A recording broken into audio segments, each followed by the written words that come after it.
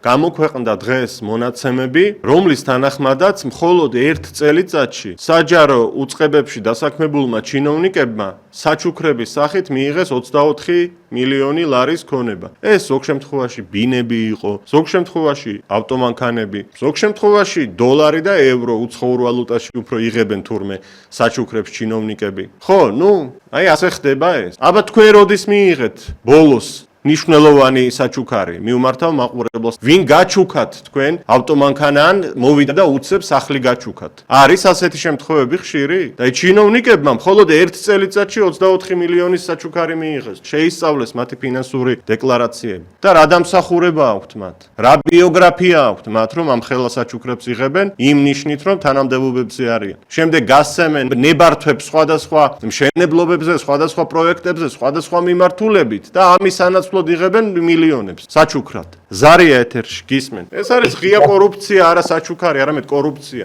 ხშირია საუბარი როგორც ტელევიზიით, ასევე სოციალური ქსელებით, რომ ადამიანები დაუფასებლობას გრძნობენ ამ ქვეყანაში.